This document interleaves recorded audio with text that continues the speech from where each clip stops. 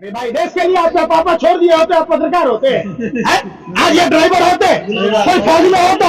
अरे यार सुनो ऐसी बात, तुम पत्रकार नहीं ना हो, तुम आतंकवादियों से क्या गुजरे हो। नित्य नए प्रयोग मोदी सरकार का है, कैसे देश में किसको परेशान किया जाए। कभी ड्राइवरों को, कभी किसानों को, कभी छात्रों को, कभी नौजवानों को, कभी पहलवानों को, कभी सरकारी कर्मचारियों को, कभी प्राइवेट कर्मचारियों को। बाल ना बच्चा नींद पर अच्छा, तो पत्रकारिता करते हो, क्या कर रहे हो? रोटी खाते हो भैया, कि गोबर को चवनप्राश समझ कर खाते हो? तो फिर सरकार ने होल्ड पर क्यों किया है? कौन डीएम?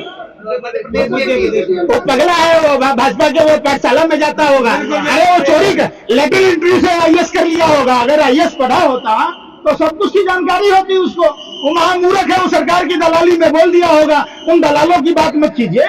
ड्राइवरों को कौन भड़का रहा है? ये कह रहे काला कानून है, अमित शाह कह रहे कि समझ में नहीं आ रहा इन लोगों को। देखिए, दो सबसे बड़ा नासमझ रंगा बिल्ला की जोड़ी पूरे देश को परेशान कर रखा है। आप कह रहे हैं नासमझ है, किसान भी नासमझ था, छात्र भी नासमझ है, महिला भी नासमझ है, मुसलमान भी नासमझ है। तो सबसे बड़ा समझदार अमित शाह और मोदी है। अगर समझदार होता तो 2 चुटकी सिंदूर की कीमत का पता होता ना। नहीं समझदार है, बेवकूफ है तब ना। नरेंद्र मोदी को 2 चुटकी सिंदूर का कीमत नहीं मालूम है, वो आदमी के जज्बात को क्या समझेगा। आप कह रहे हैं ड्राइवर की बात, भगवान श्री कृष्ण सारथी थे अर्जुन के। अगर सारथी सही नहीं हो तो आप गंतव्य तक, लक्ष्य तक नहीं पहुंच सकते हैं। समझिए, देश का भी सारथी जो है प्रधानमंत्री नरेंद्र मोदी सही नहीं है, तब ना देश डूब रहा है, तब ना वर्ल्ड बैंक का कर्जा बढ़ रहा है। आप देखिए, सेना का 3 बार बहाली निकाले, 19 में, 20 में, 21 में 100 करोड़ से ज्यादा का घोटाला बीजेपी सरकार कर लिया। अब छात्र आंदोलन करेगा तो छात्र समझदार नहीं है। समझदार, सबसे बड़का समझदार रंगा बिल्ला की जोड़ी है, प्रधानमंत्री और अमित शाह के अलावा तो कोई समझदार नहीं है। हम 2 समझदार, हम हमारे 2 समझदार। अरे भैया, आप युवा को समझदार नहीं समझते हैं, छात्रों को समझदार नहीं समझते हैं, किसान को समझदार नहीं समझते हैं, देश के पहलवानों को समझदार नहीं समझते हैं। अपने मियां मिट्ठू बने हुए हैं मोदी जी। आपने जो काला कानून लाया, हर बार कुत्सित प्रयास प्रधानमंत्री का रहता है कि कैसे देश की आवाम को लूटा जाए। आप बताइए, जन्म लेने से लेकर मृत्यु तक के सामानों पर जीएसटी लगा दी, हॉस्टलों पर जीएसटी लगा दी, किताबों पर जीएसटी लगा दी, खाने पीने पर जीएसटी लगा दी। तो ये लूटना नहीं तो क्या है? और इसी सरकार का एक नया एजेंडा है कि आधा घंटा पहले अगर वेटिंग टिकट कैंसिल नहीं कराओगे तो पूरा सोलहनी डूब जाएगा। तो लूट नहीं तो क्या है? आप प्रत्यक्ष सरकार जा रही है। भाजपा के लोग कह रहे हैं कि पूजा प्रतिष्ठान होने वाला मंदिर का इशू है, आप लोग विपक्ष वाले सब हंगामा करवा रहे हैं। कौन सा पंडित मुहूर्त निकाल के दिया 22 जनवरी का? आप बताओ।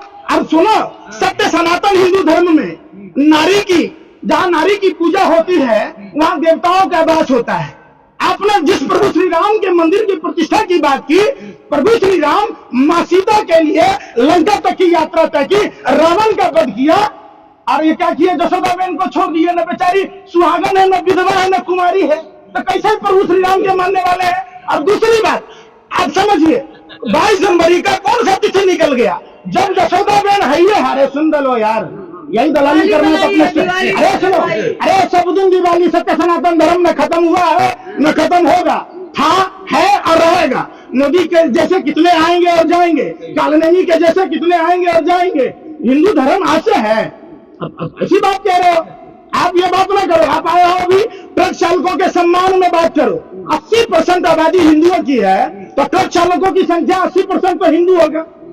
आप एक बात बताओ, तो किसको प्रभावित आप कर रहे हैं?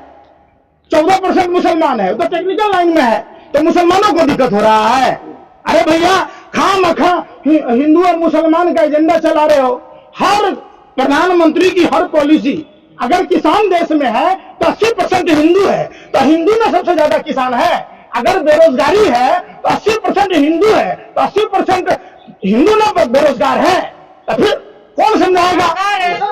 अरे भैया, क्या पत्रकारिता करते हो? क्या कर रहे हो? रोटी खाते हो भैया, कि गोबर को चवनप्राश समझ कर खाते हो? तो फिर सरकार ने होल्ड पर क्यों किया है? आप बताओ, होल्ड क्या होता है भाई?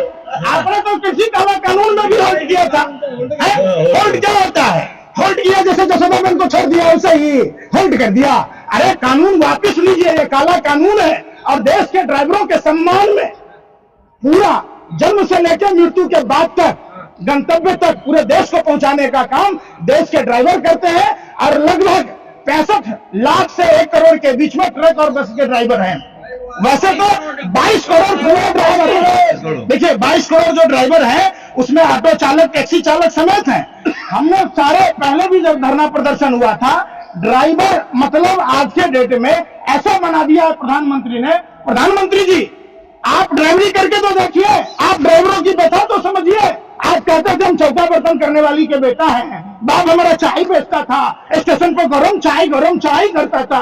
अरे भैया तो आइए ना, आप पहले 85-100 करोड़ के फ्लाइट पर चल रहे हैं, 80,000 का मशरूम खा रहे हैं, 10 लाख का सूट 5 लाख का बूट पहनते, 24 घंटा झूठ पर झूठ बोल रहे हैं। और नित्य नए प्रयोग मोदी सरकार का है।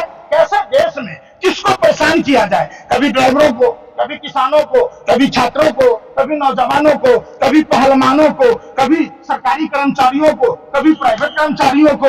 बाल ना बच्चा नींद पर अच्छा है, अगर बीवी औकात क्या है? अरे यार सुन तो लो।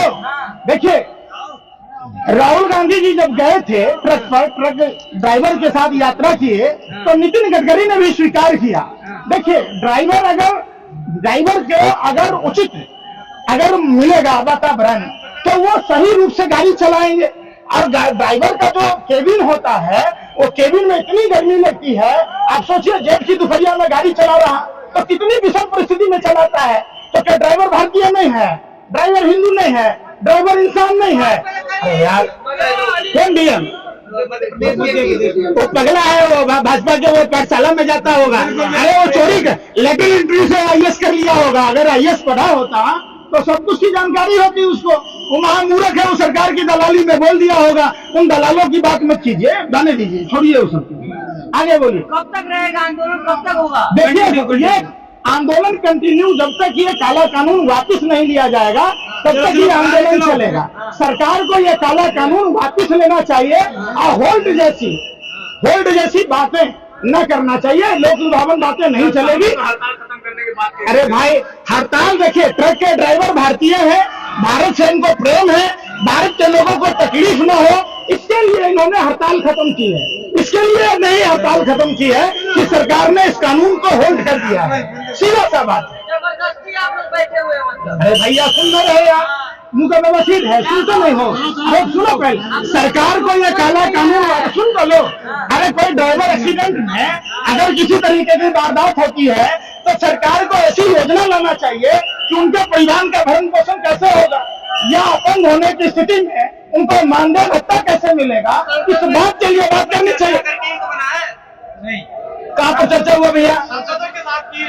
चर्चा से तो प्रधानमंत्री डरते हैं, घर वाली से चर्चा नहीं करते हैं, अपने माँ बाप से चर्चा नहीं किए, 40 साल भीख मांग के खाए। जब माँ बाप से चर्चा करना था, जब एक पुत्र होने का धर्म निर्वाह करना था तो भीख मांग के खाए। जब उनको पति का धर्म निर्वाह करना था तब भी घरवाली को छोड़कर भाग गए।